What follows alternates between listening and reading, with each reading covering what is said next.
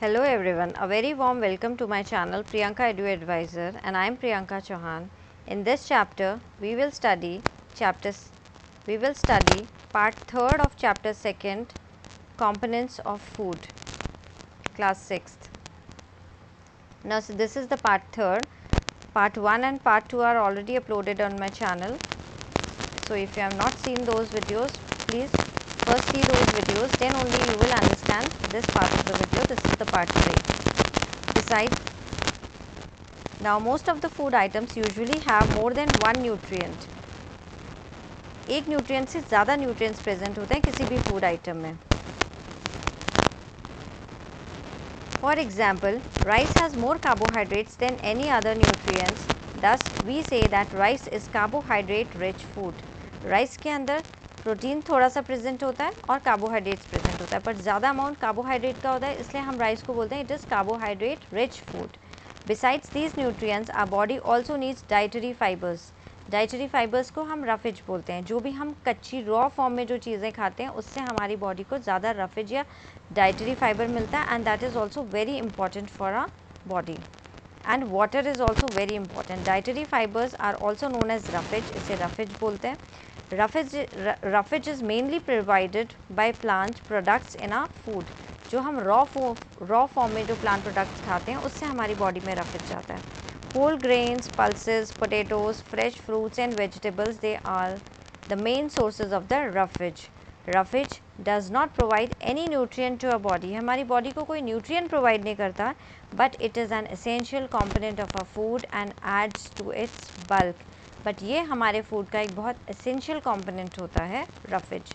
This helps our body get rid of the undigested waste. जो body से undigested waste निकलता है उस वेस्ट को बाहर निकालने में it plays a very important role, that is roughage. Like you eat salad in the raw form, so that is very important. Raw fruits, you should eat these things and you should include them in your diet daily.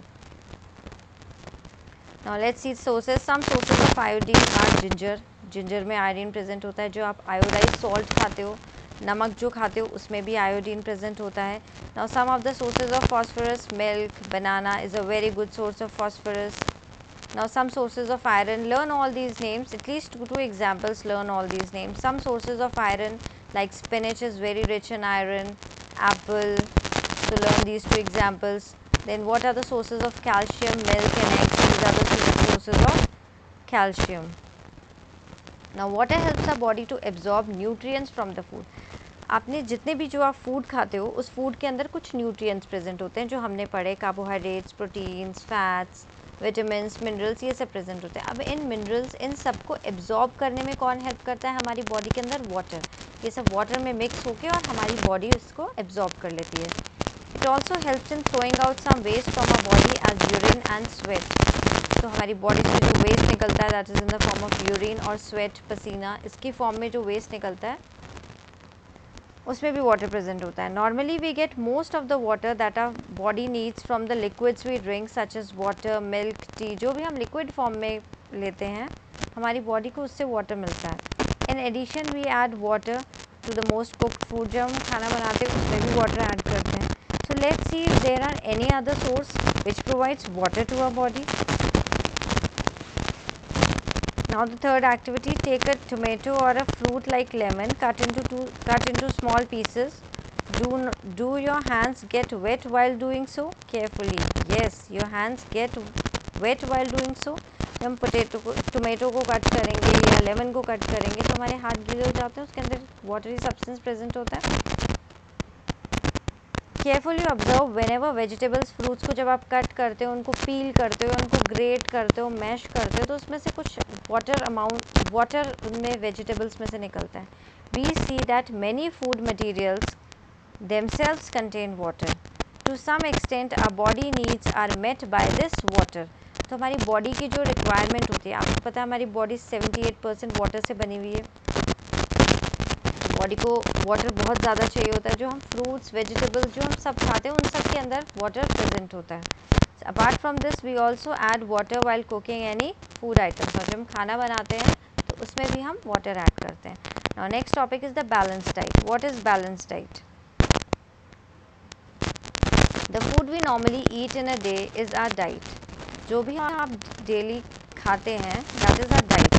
For growth and maintenance of good health, our diet should have all these nutrients that our body needs in right quantities, not too much of one and not too little of the other. The diet should also contain a good amount of roughage and water, and such a diet is called a balanced diet. आप daily जो खाना खाते हैं उसमें हमने अभी तक जितने भी न्यूट्रिएंट्स पढ़े हैं वो सब आपकी डाइट में प्रेजेंट होने चाहिए. आपको कार्बोहाइड्रेट रिच फूड भी खाना है, प्रोटीन फूड भी खाना है. लाइक कार्बोहाइड्रेट रिच फूड इस चपाती हो गई, राइस हो गया. प्रोटीन आप उसमें दाल खा रहे हैं, एग्स खा रहे हैं, meat, chicken, eggs, all this contains proteins. और फैट हम जो ऑयल यूज़ करते हैं या घी हम यूज़ करते हैं कुकिंग में, तो उसमें फ़ैट प्रेजेंट होना चाहिए. तो फ्रूट्स, वेजिटेबल्स, जितने भी आप मिनरल्स खा रहे हैं, विटामिन्स, फ्रूट्स, वेजिटेबल्स, इनसे आपकी बॉडी को विटामिन्स और मिनरल्स मिल रहे हैं. तो हमारी बॉडी को ज़्यादा भी नहीं जाने चाहिए न्यूट्रिएंट्स और कम भी नहीं जाने चाहिए. तो एक प्रॉपर अमाउंट में एक बैलेंस्ड डाइट हमें खानी चाहिए जिससे सारे न्यूट्रिएंट्स हमें डेली हमारी बॉडी में जाएं, and so that the body can use these nutrients for our growth. हमारी बॉडी की ग्रोथ में और प्रॉपर बॉडी के सेल्स को रिपेयर करने में ये यूज़ हो सके. Do you think that people of all ages need the same type of diet? Do you also think that what we need for a balanced diet would depend on the amount of physical work that we do?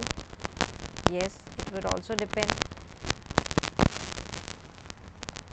Now see, pulses, groundnuts, soyabeans, sprouted seeds, moong and Bengal gram, fermented foods, South Indian foods such as idlis, a combination of flours, missi roti, thepla made from the cereals and the pulses, banana, spinach, sattu, jaggery, available vegetables and other such foods provide many nutrients. ये daily life में आप सब ये चीज़ें खाते हैं, so they provide us many nutrients. Therefore, one can eat a balanced diet without expensive food materials. Eating the right kind of food is not enough. ठीक है, आप राइट काइंड ऑफ फूड खा रहे हैं, पर उस खाने को पकाया कैसे गया है, कैसे पकाया गया है. अगर हम खाने को ज़्यादा देर तक पका देते हैं तो उसके न्यूट्रिएंट्स डिस्ट्रॉय हो जाते हैं, उसके न्यूट्रिएंट्स ख़त्म हो जाते हैं. जैसे विटामिन सी हीट के कांटेक्ट में आते ही ख़त्म हो जाता है, वो डिस्ट्रॉय हो जाता है. अगर आप बहुत सारा विटामिन सी रिच फूड खा रहे हैं और उससे पहले गैस पे बहुत देर तक कुक किया गया है, तो वो विटामिन सी डिस्ट्रॉय हो जाता है, फिर वो हमारी बॉडी के लिए कोई यूज़फुल नहीं रहता है. It should be cooked properly so that the nutrients are not lost. ये nutrients lost नहीं होने चाहिए. Are you aware that some nutrients get lost in the process of cooking and preparations? जैसे कि मैंने आपको बताया विटामिन सी कुकिंग के टाइम पे बहुत देर तक कुक किया जाता है, तो विटामिन सी उस फूड में डिस्ट्रॉय हो जाता है. If the vegetables and fruits are washed after cutting or peeling, yes, vegetables and fruits should always be washed before cutting and peeling. सब्ज़ी बनाने से पहले वेजिटेबल्स को पहले वॉश करना चाहिए अच्छे से. अगर हम वेजिटेबल को कट करने के बाद में वॉश करते हैं तो उसमें से बहुत सारे विटामिन्स और मिनरल्स वाटर के साथ वॉश हो जाते हैं. तो फर्स्ट थिंग, ओवर कुक नहीं होना चाहिए, फूड को ओवर कुक नहीं करना चाहिए. सेकेंड थिंग, फ्रूट्स और वेजिटेबल्स को कट करने से पहले वॉश करना चाहिए, कट करने के बाद में वॉश नहीं करना चाहिए. It may result in the loss of some vitamins. The skins of many vegetables, अब जो बहुत सारी हम वेजिटेबल्स और फ्रूट्स खाते हैं उनकी स्किन जो होती है हम उसकी पील उतार देते हैं, उसके अंदर भी बहुत सारे विटामिन और मिनरल्स प्रेजेंट होते हैं. और जब हम राइस बनाते हैं तो राइस को जब और पल्सेस को बार बार हम वॉश करते हैं, जैसे चावल बनाने से पहले पल्सेस को या राइस को हम वॉश कर रहे हैं, तो उस टाइम पे तो बहुत सारे विटामिन और मिनरल्स उनके अंदर जो प्रेजेंट होते हैं वो वाटर के साथ वॉश हो जाते हैं. We also know that cooking improves the taste of the food and makes it easier to digest. Digest करने पे वो फूड बहुत ईजी हो जाता है कुक करने के बाद, बट कुकिंग से बहुत सारे न्यूट्रिएंट्स लॉस भी हो जाते हैं. तो ये चीज़ हमें ध्यान रखनी चाहिए कि फूड कभी भी ओवर कुक नहीं होना चाहिए.